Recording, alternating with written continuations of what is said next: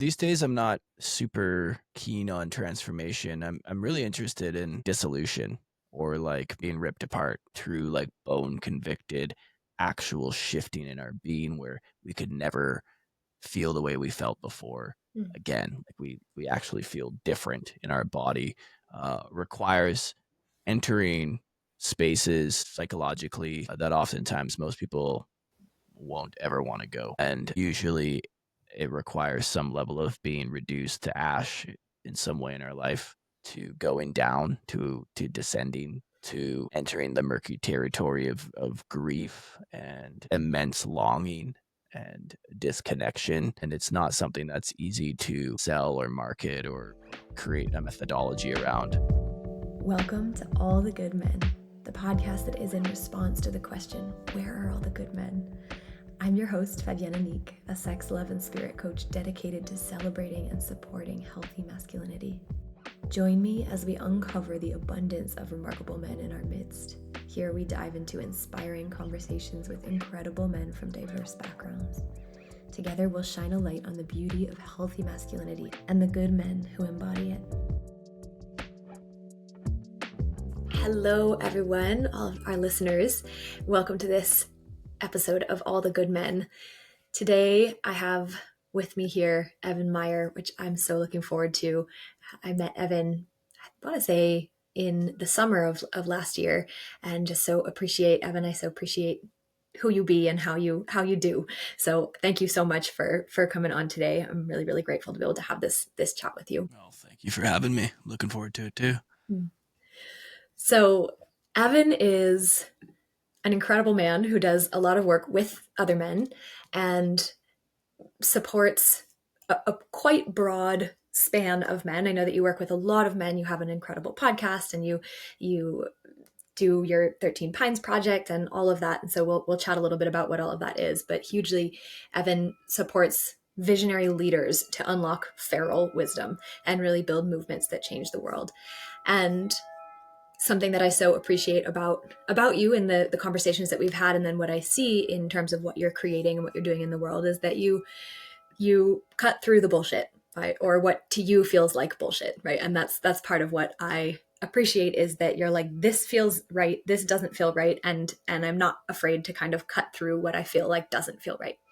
And that you have this quality of saying what you believe and standing strongly in your conviction without the fear of what kinds of conversations will come up around that. So that, I'm sure, has been a process in and of itself to stand in yourself in that way. But I just want to speak how much I appreciate the way that you do that and the way that you stand, again, in conviction, and also with willingness to have the conversations, with willingness to go deeply into what it is that you're saying without just saying it in an empty way, but really like, here's how I perceive it, and like, let's converse about why. So a lot of appreciation and gratitude for the space that you take up in the world and the way that you do that. I appreciate that. Yeah.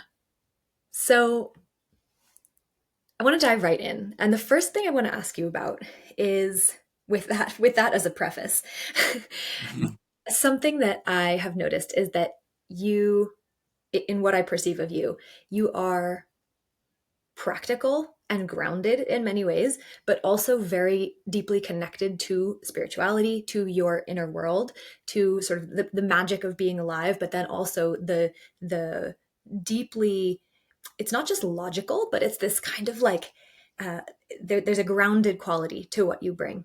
And I so appreciate that kind of like heaven and earth energy that you bring. And with that perspective, meaning the perspective that you bring that bridges and that includes both a deep sense of spirituality, connection to inner world and all of that, and then also this very practical and grounded approach to topics. I'm curious what you see in today's day and age, in like the madness of today's world. What do you see as some of the biggest threats to healthy masculinity? And if you want to define what you see as healthy masculinity, I very much welcome that. And when I ask this, is also kind of in the world at large, in Western culture, in spiritual communities, what do you see as some of the biggest threats to healthy masculinity? Wow, that is a deep dive right off the bat and a big question. Let's go. We got an hour. Let's go. Yeah, let's go. Yeah, you know, first maybe I'll just start with exploring the definition of masculinity, and I would say that uh, there's a few different ways that you can look at masculinity. I think, you know, modernity often has. I'm hesitant to say the word war, but there's definitely been a pretty heavy handed approach to redefining what masculinity means. And I think that there's a lot to say there. I think there's a lot of traditional masculine values that are really important, that are culturally significant and are why we're here today, still thriving as humans, such as, just our tendency to want to protect, to provide, to preside, to scan the perimeter, to keep people physically safe, to be capable of violence. I actually think those are qualities that have been quite important in the past. Obviously, they've been distorted, and I think a big part of the issue that people are facing with these is that they conflate a lot of these traditional values with how they're applied or how they're played out in modernity.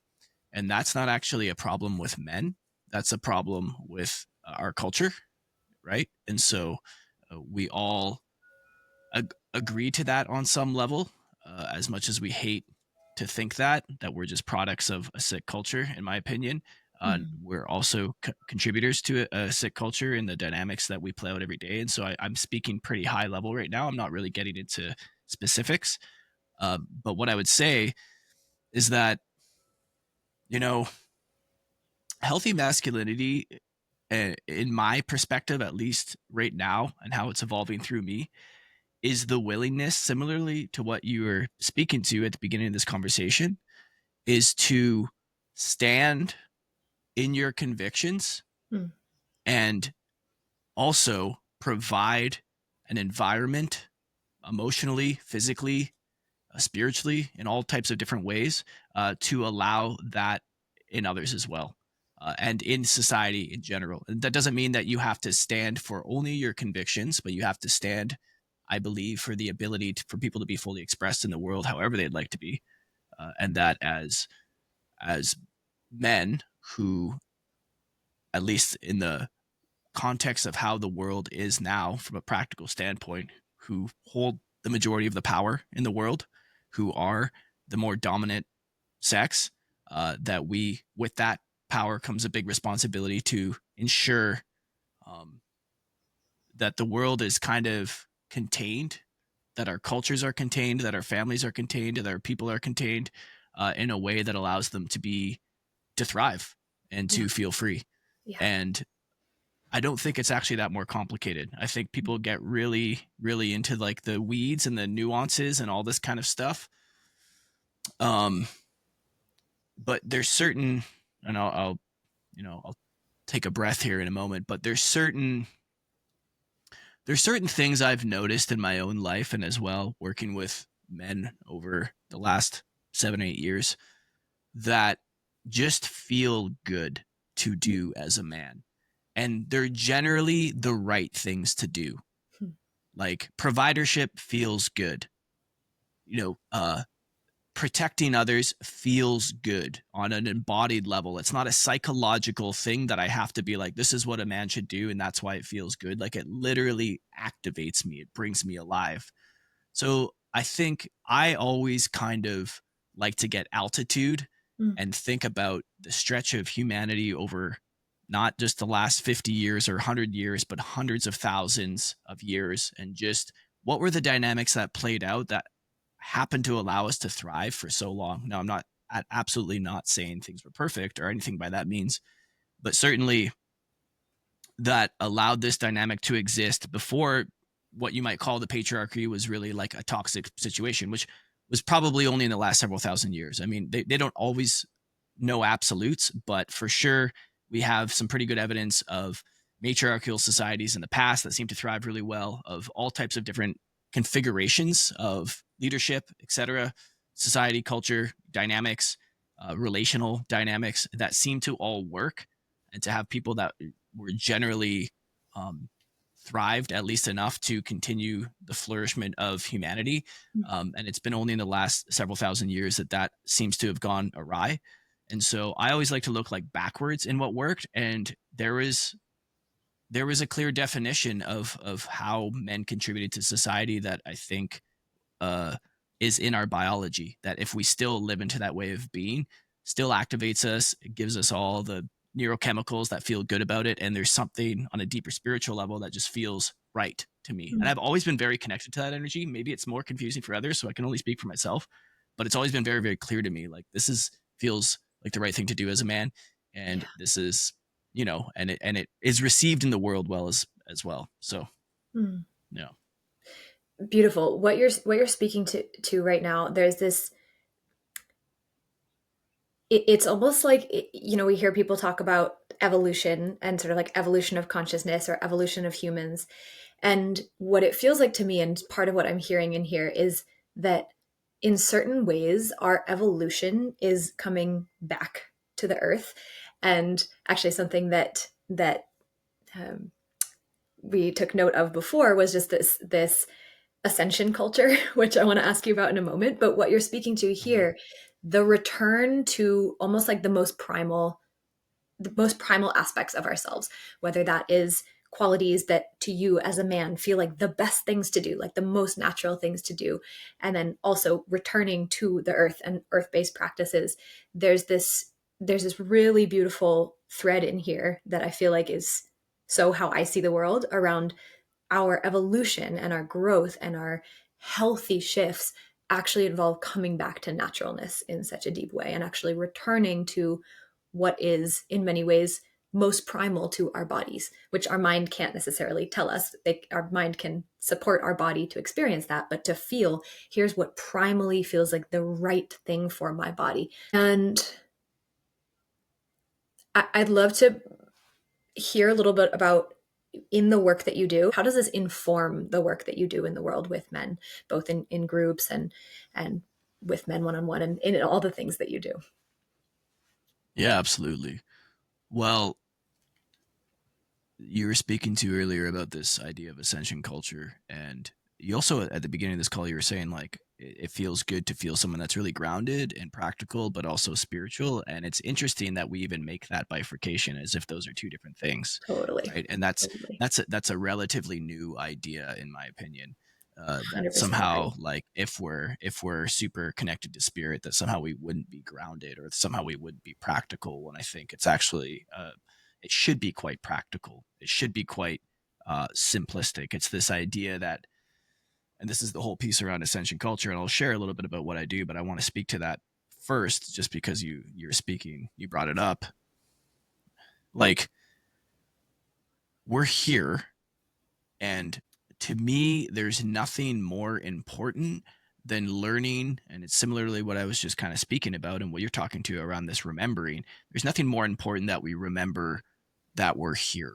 Like Yeah. this is where we are. This is where we came through. And yes, there's a whole vast universe. There's a whole vast complex, the heavens, as you spoke to before, that are incredibly alluring and beautiful, and can give us vision and insight and desire to ascend. And at the end of the day, my work with people in this world is to connect them with the here and now, to the hummus, to the earth, to the place that they're from, to their watershed, to the animals, the non-human beings that exist on this planet, in a way that grounds them enough, in my experience, to actually form a connection to something maybe more divine or more profound, that comes from a place that's very practical, that's Yeah. very real.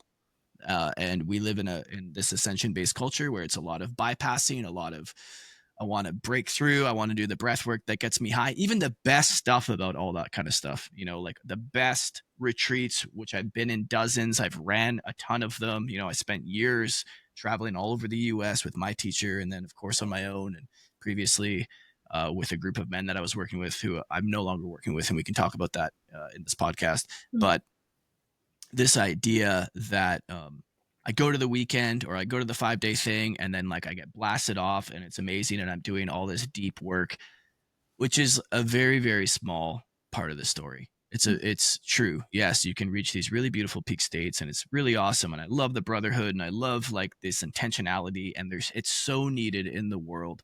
And despite all that, like I did it for years personally as a participant, it didn't actually shift the way that I relate to the my day-to-day experience of Mm. life. It didn't. What it did is it teed me up for another exciting desire to get back into that space so I could do it all over again. I'm not saying that it didn't profound, like it didn't shift things slightly at home. Maybe I related a little bit different to my partners or the men in my life, or maybe I valued a few things more, got some insights. But in terms of like, are we going to really shift culture, which is my intention in working with people? Like, if I'm going to bring you into an experience, like this is to shift culture. This isn't about us. Yes, of course, we take on our own healing for sure. But if we're going to talk about the problems that men face or the problems that humanity faces or just the problems that the overculture has and the climate that we live in right now, and I'm not speaking like literal climate, but the climate politically, the climate socially, the climate culturally, all of that, that happens through the day-to-day application of our consciousness into everything that Yeah. we're doing, right? And so that's the work. That's what I'm interested in helping people do. And what that requires, in my opinion, is a lot of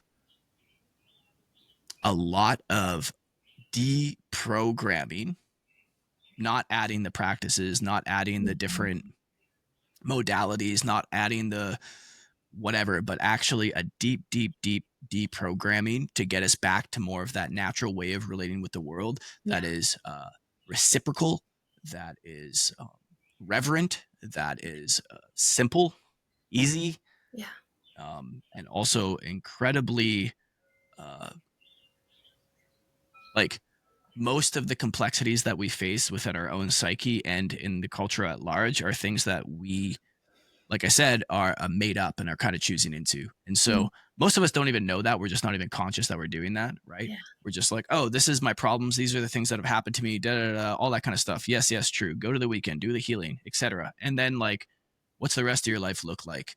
And can you wake up in awe and joy by walking out into my backyard today and like hearing the birds sing and seeing the aliveness of spring as it comes here and like really feel here and present and true and not waiting until I have to get onto my men's group tonight to unload and to Right. dump or to the next retreat and all that kind of stuff. So like that's what I'm interested in. I know I've Yeah. given you a lot there to It's so chew on. good. Uh, It's so but good. I like that's the practical grounded part. Yeah. It's like, yeah, I can create a self-guided ceremony when I go for a walk out in the hills today and do that Mhm. and like Mhm. have an experience, have a relationship to this moment, to this plant, to this world that isn't contingent on what a bunch of spiritual practices or spirituality, which is honestly kind of been co-opted by the overculture as well in a Mm. lot of ways, and it's heavily capitalistic and it's exclusive, and that's the Mm. exact opposite of what I think a lot of this work Mm. should be. And so I have a lot of love for all the experiences I've had, for all the work I've done with people. And naturally, as someone who's a bit of a contrarian and came to the world this way, I'm like, what's deeper though? Like, what's the deeper cut? How can we make this more accessible? How can we make this more real? How can we ground this more in reality? So really starts to shift culture from the inside out, from our families, Mm. from our relationships, everything like that. So we actually don't no longer need to go away to like get all this healing work done because we have it. We've built the community, we've built the relationships in our family, we've built the capacity, of course, in our own nervous system, and really started to look at stuff in a more honest and sober way in our lives, right? Yeah. And I think that for me is like really, really important. So just a little bit there. Absolutely. Yeah. Yeah. Yeah. It's funny. I was journaling this morning actually around the the spaciousness that comes from I was journaling about how I've been having this challenge in my life with something, and I've got all the practices and I've got all the things where I can dive in and sort of dissect what's there or move the blockage or whatever. And it was like what I was journaling about was that the thing that's actually been supportive, like yes, those practices have undoubtedly shifted massive things in my being, but the most impactful thing was saying no to a bunch of things.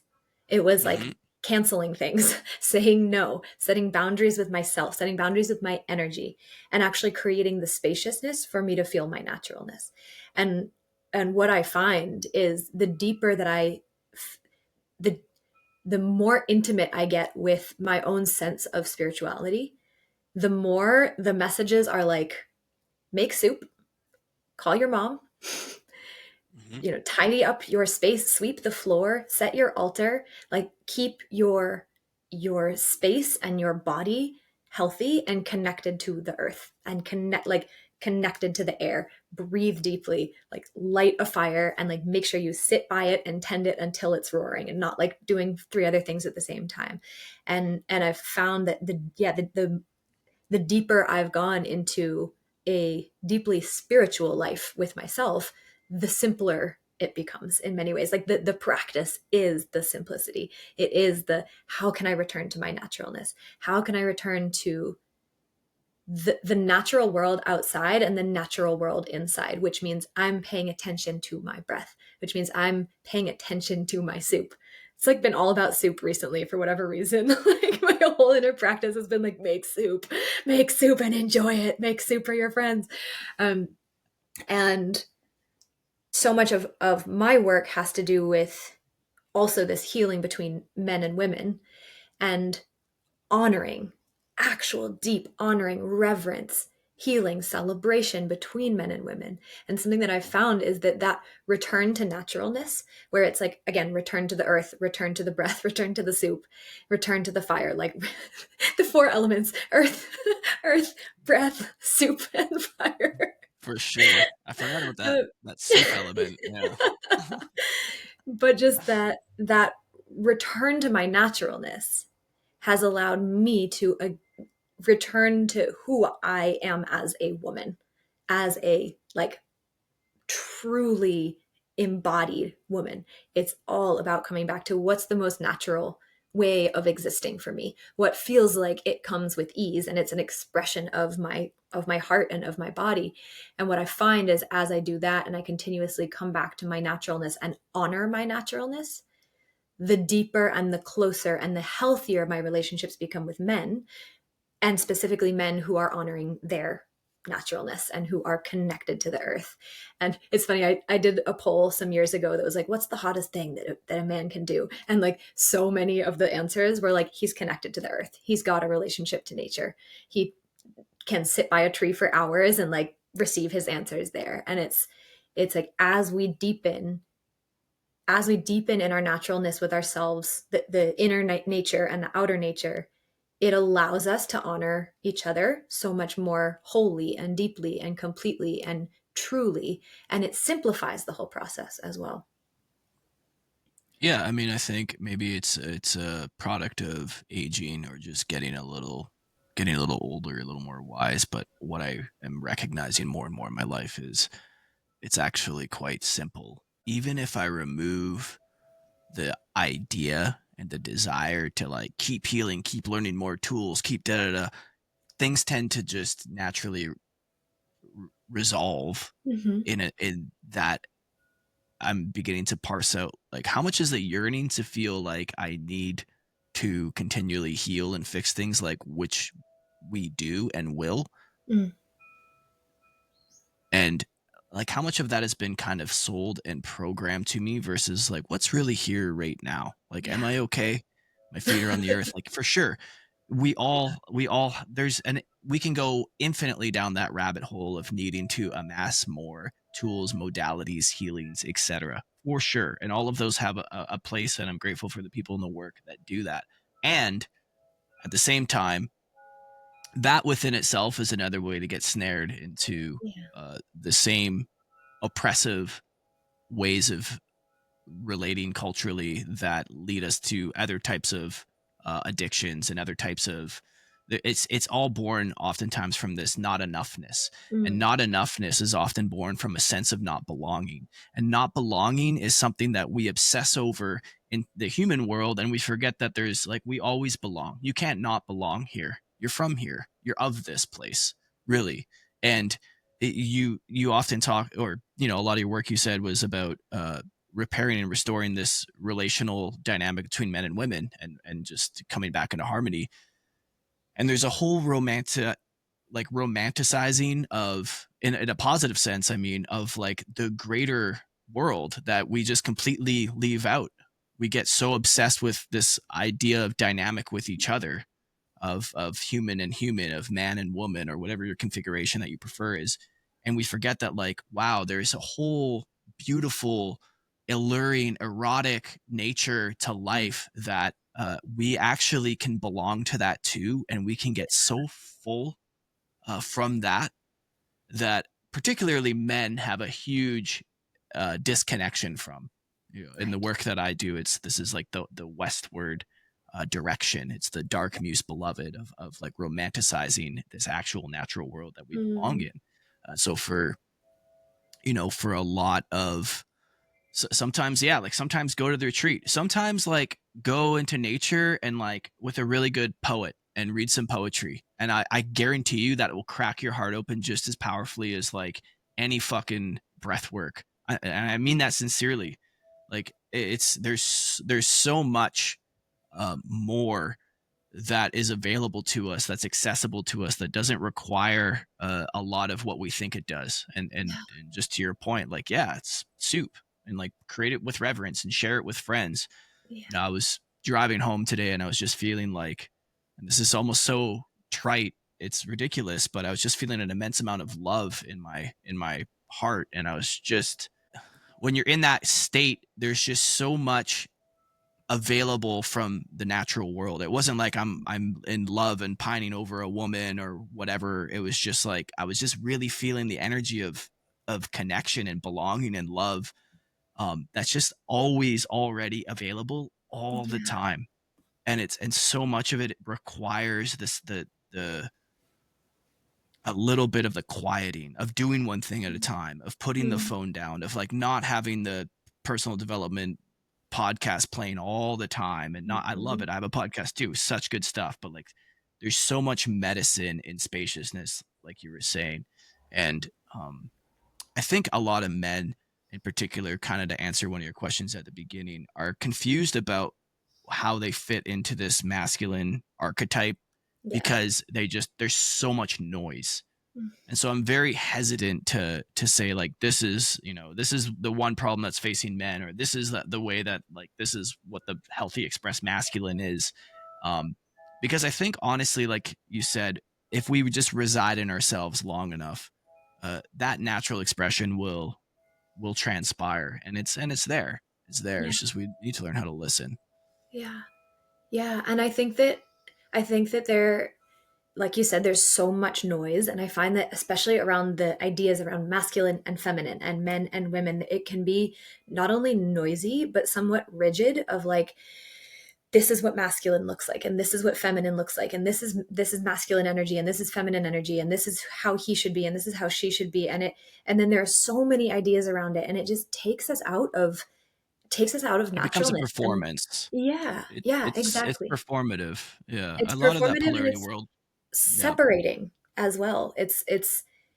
I'm reading Iron John right now, Hmm. and there's this whole section around how there's been kind of this separation of men from water and earth, and it's kind of this like Mother Earth and feminine waters, and that when we get too polarized about it, it can start to then create separation where we have masculine energy over here, feminine energy over here, and we can get so thinky about it, where it's like I need to connect to my masculinity in these ways instead of like I need to connect to my naturalness. I need to come back to the body, to feeling that I come from this earth and that I am made of earth, I am made of water, I'm made of fire, I'm made of air, and like to really just shut up for a moment and just like go sit on the ground, like literally just go sit on the ground. And the practices are so deeply important, but I think the simplification of the practice and to get out of the head and out of the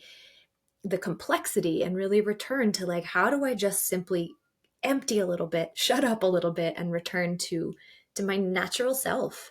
And Something I think I may have shared this recently on this podcast, but I'll say it again, which is that my husband, he says peak experiences, if our inner world is a labyrinth, if our psyche, our inner being is a labyrinth that we're trying to navigate, those peak experiences are like a flare. Like you go up, maybe it's a retreat, maybe it's a plant medicine experience, maybe it's a weekend men's circle, like where you can go up and all of a sudden you see it from above and you're like, oh, that's what's going on. Okay. And it can give you a sense, a flavor of what's possible. And it can create these deep, profound experiences. And then you go back down into the labyrinth and then you like bump into a hedge and you're like, wait, I think it was that way. But then your practice is your torch. But when you have too many practices, then it's like fireworks happening everywhere. And when it's a practice that you return to, maybe it's breath work where you literally are just breathing and you're focusing on the sensation of the breath. Or maybe it's a practice that you learned when you were 15 years old and you keep returning to it and you keep returning to it and you deepen in it day after day after day. The practice, the simplification of the practice actually becomes the thing that takes us deeper than the multitude of I'm doing this, I'm doing this, I'm doing this, I'm doing this.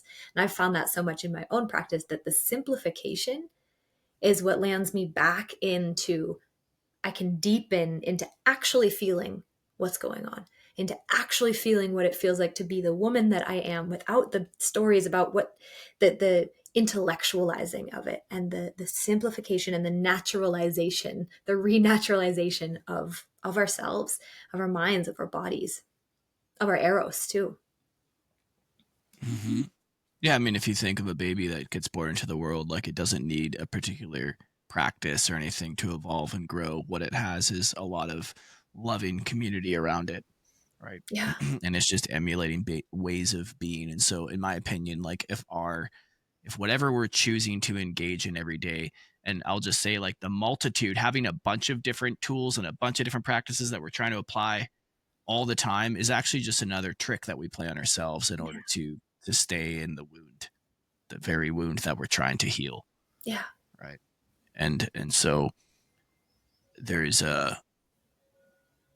I believe that just people come into the world innately good, innately Mm. here to, they're innocent. You come into this world not as a completely blank slate, but for the most part, unwinding this programming should be, if we choose to, kind of the only reason that we have any practice at all, to return to our essence. I mean, you were just studying like some internal arts, weren't you? In Asia, you were doing some, what was it, Yeah. Kung Fu and Bagwan Qigong. or Kung Fu, Qigong? Yeah, exactly. And so like they they got it all figured out, that those Totally. programs. Like you talk about this masculine feminine back balance, like yeah, yin and yang, like there you go, that's it. Exactly. Like just they got it all figured out. They don't overcomplicate things Yeah. oftentimes, in my qigong practice with my teacher, like most of the time you're just in one pose and it just looks like you're just standing there, Totally. right? And like that's the practice. And he's like, do that for half an hour a day. Don't do too much. Like you don't have to do an hour. You don't have to do 2 hours. Like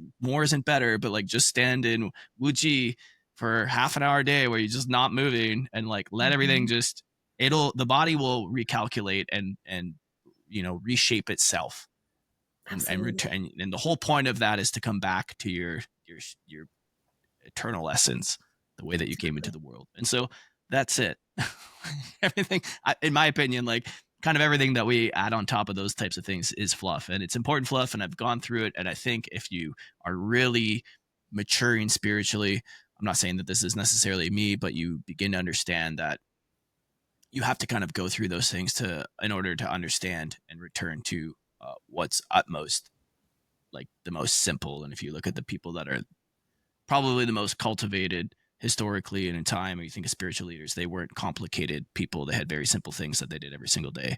Like they Absolutely. sat for an hour every morning, or they had a simple walking practice, or they counted beads, or whatever it is. And that was what, and they were deeply, deeply connected to the here and now. And what they did in their life was infused with intention and devotion, because there's no fucking point in having a really awesome practice and then walking through the rest of your day like a disaster. Just Yeah. like there's no congruency there.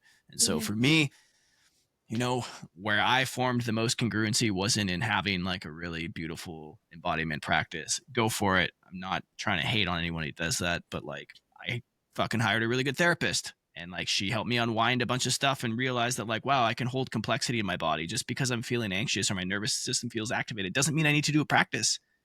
I don't need to make it go away.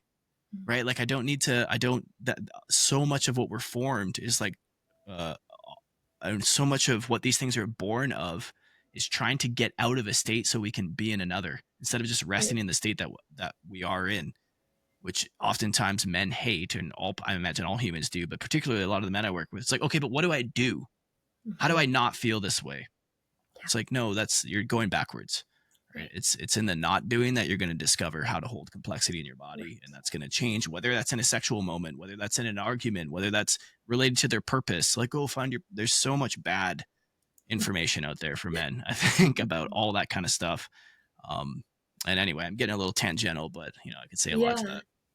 No, but it's really, something I'll say is that for me, it's not about not having practice because I wouldn't have, I'd be in a very different place had I not shown up to practice every single day. But it's like the practice starts to slow down, I feel, and where it's like the practice becomes every moment. And I still must do my morning practice every morning, but I think the importance is how do I simplify and how do I notice if I'm doing the practice in order to not feel the thing, or if I'm going into the practice as a place to go in order to actually be with exactly what is, not as a way to do something about it, but to actually be in daily practice of being with this much energy, this much anger, this much turn on, this much frustration. And can I be with it? And can I be loving towards myself as I'm in it? And whatever practice allows me to do that is the practice that brings me back to it.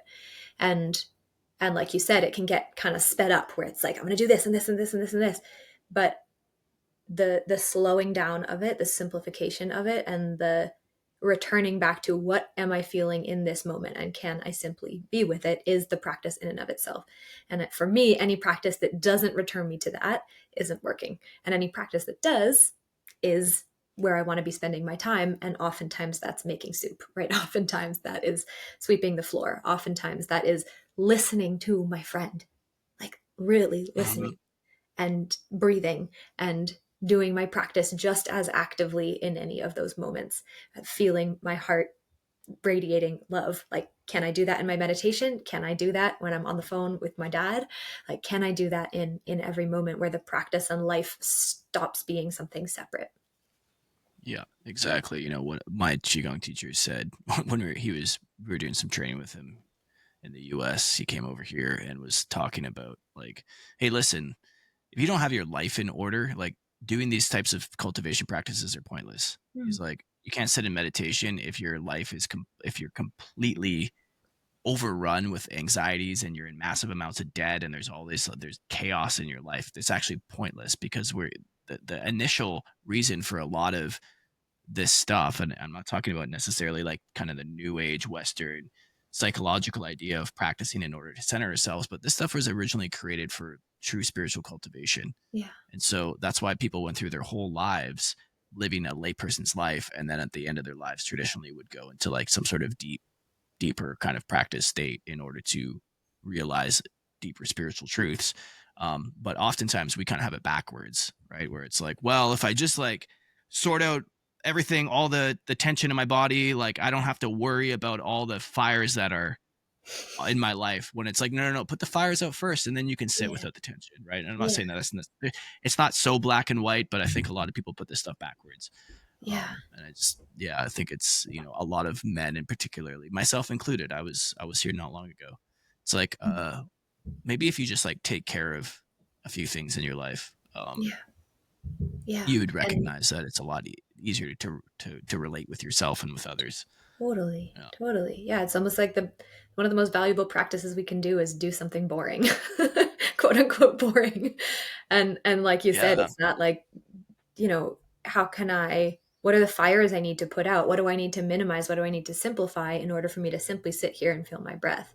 How do I tend the fires that actually are important to me? Right? Am I like building a little fire over here, building a little fire over here? This one's getting out of control and I'm like trying to spray it with water while I try and feed this one.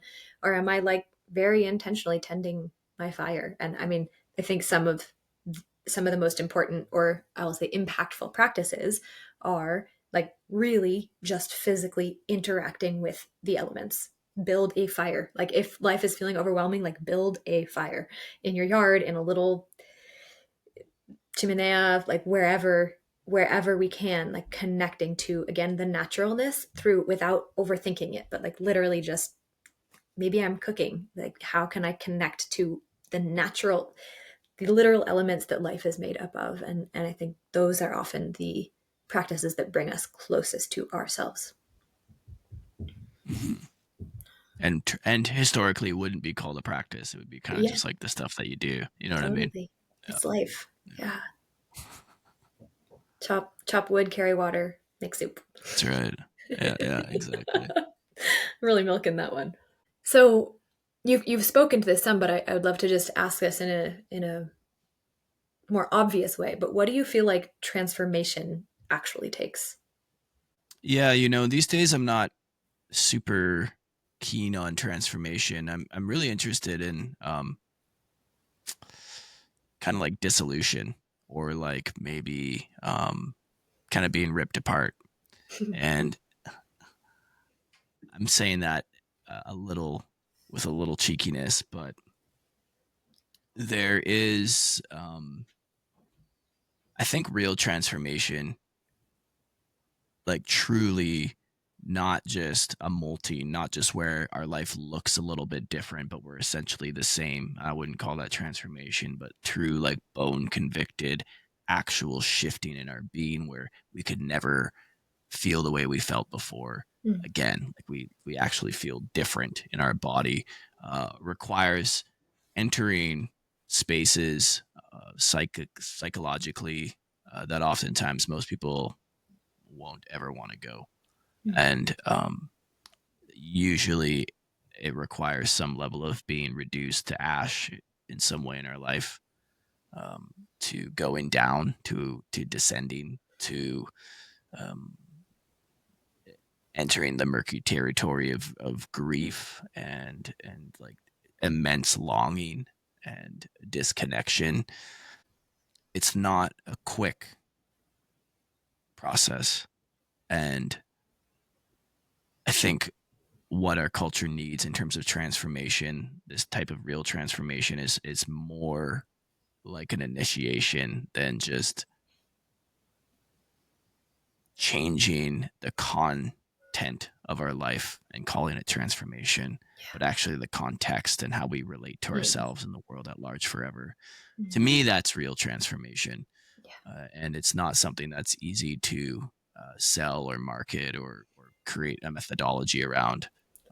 You're Oftentimes, like in my own burn your experience, everything down in order to. yeah. Well, the thing is like I don't think we get to choose. And Mm, I think maybe if I yeah. could say it more succinctly, I think real transformation is not something we choose. It's something that's predicated on literally not having any other option but to shift. Like Mm, life will shift us, yes. right? Yeah. So So I so think, deeply. yeah, I think transformation happens a lot less than we think.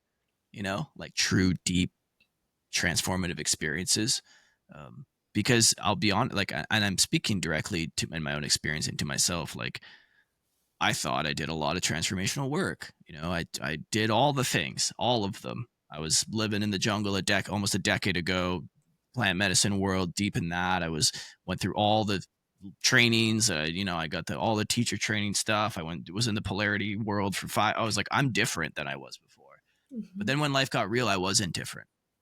I Mm, wasn't different. When I really was confronted with mm, like life, it's like, oh, I've built a really, really powerful, big spiritual persona of the way that I am, and look how embodied I am, and look at me, Mr. Men's Coach, and all that kind of stuff. But when like life really got hard, no, I regressed exactly to how many of the ways that I was in the past, perhaps even more expressed. mm, Right.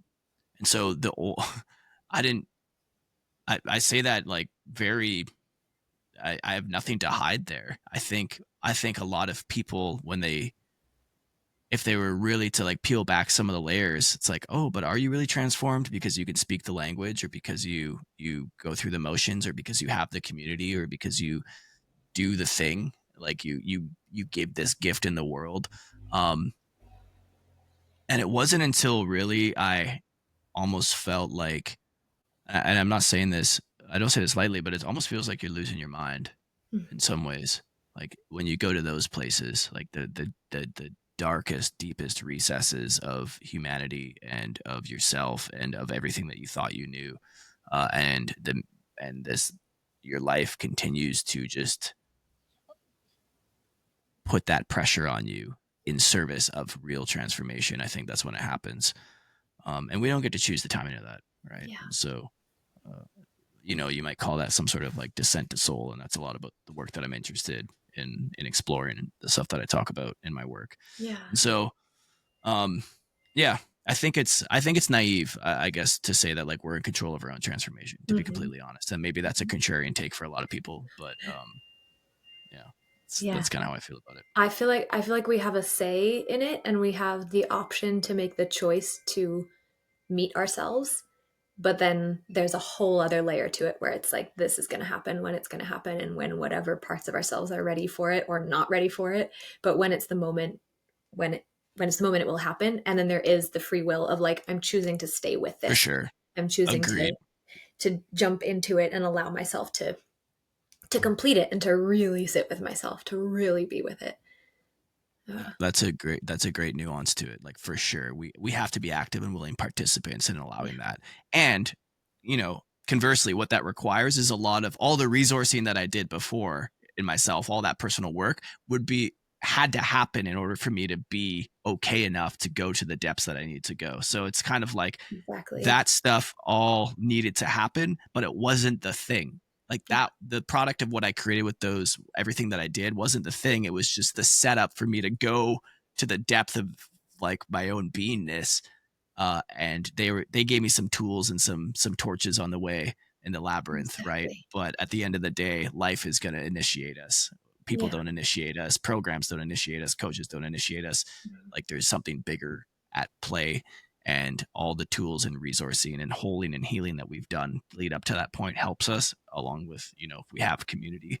But at the end of the day, I think life brings us transformation, and like you said, we get to choose how deep and how long uh, we go through that in some regard. Totally. And I'll say, just at least for myself, to mirror what you just shared, like the programs and the teachers and the tools that I have learned have undoubtedly directed me towards my capacity to now meet those moments. And it's not Yeah, that, I mean, I exactly. will be a student forever, and I will continue to join programs and learn from teachers and engage with the world around me in that way. But they have, it's like the consistency is that they point me back to, how do I meet myself in that moment? And they have offered me tools and practices of how to do that and how to find my way around the labyrinth. But in the end, it's like I keep finding the that it's so simple, and that the meeting myself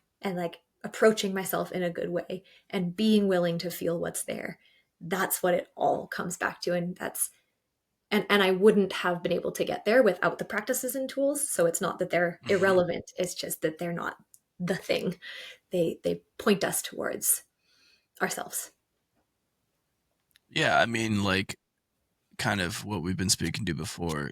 It would be a little naive to think that uh, pure human, like only humanity and older other humans and wisdom keepers and stuff could somehow initiate us into this deeper connection with life. Like they can't, because they only belong to this one species, and there's such a bigger force at play. So much of our transformation initiation has to come from the non-human world. Yeah. But like you said, they can give us the guidance and the tools, especially if people that have actually been through these true types of transformations, which I think is more rare than we think, Yeah. right? Which is why, especially these days, there's just a ton of um, yeah, we just have to be really judicious with the people that we choose to invest our time and money and energy in, teachers and things of that nature, which I'll always be a student of that for the rest of my life as well, Yeah. 100%.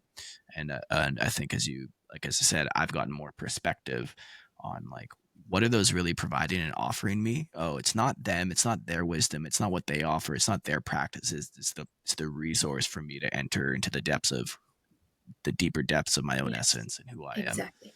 And they're reminders of what we often already know. I recently was For sure. struggling with something relationally, and I called up one of my exes, who's a dear, dear friend of mine, and I was like, this is what I'm moving through, and I'm wondering if you have any reflections or advice for me. I love calling my exes when I'm having challenges because they like have crystal clear, in many ways, crystal clear vision of me and my challenges because they know me You, so well, but yeah. then have the separation as well. Um, Yeah. and I was like, what's your recommendation? And he was like, I mean, this is obvious, and like you know what I'm going to say, but just go sit by the creek. Like go sit by the creek and you'll know exactly what to do. And it's like the people around us can serve as, when we're discerning around who those people are, can serve as simple reminders to just connect with our naturalness. It sounds like your work has shifted in this past year, and I'm Mhm. curious how all of this, what you're speaking to here, has kind of shifted your approach to what kinds of projects you're working on and how you're working with people.